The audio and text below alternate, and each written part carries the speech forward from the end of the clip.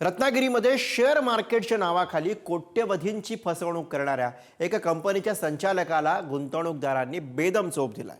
हा व्हिडिओ सध्या सोशल मीडियावरती चांगलाच व्हायरल होतोय। धक्कादायक म्हणजे या भामट्यानं गंडा घातलेल्या 11,000 गुंतवणूकदारांमध्ये 1600 पोलीस कर्मचारी आणि अधिकारी सुद्धा आहेत। बघूया। काय एवढा मोठा तू हिरो नाहीयेस का? गरीबाचे पैसे तर कसे तुम्ही मारताय ते?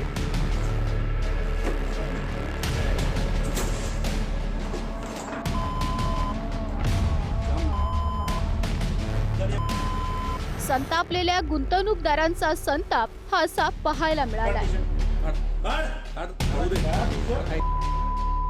काय फरक नाही पडत, काढ नाही तर मी डोक्यात मारेन, सगळी डोक्यात मारेन तुझ्या काढा।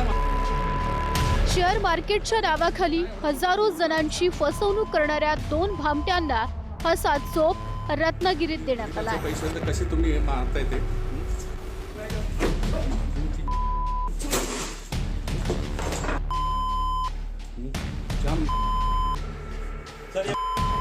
TWJ कंपनीचा संचालक समीर नार्वेकर आणि त्याचा सहकारी चिपळूण ब्रांच मॅनेजर संकेत घाग यांनाही मारहाण करण्यात आली आहे।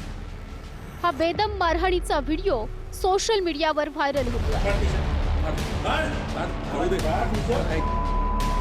काय फरक नाही पडत, काढ नाही तर मी डोक्यात मारेन, सगळी डोक्यात मारेन तुझ्या काढा। यातच समीर नार्वेकर याचा आणखी एक व्हिडिओ समोर आलाय, ज्यात 11,000 गुंतवणूकदारांमध्ये 1600 गुंतवणूकदार हे पोलीस कर्मचारी आणि अधिकारी असल्याची कबुली त्यानं दिली आहे।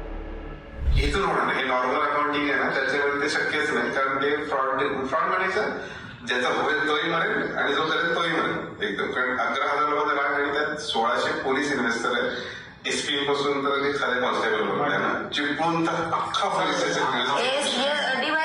चिपळूणचे काय नाव त्यांचं?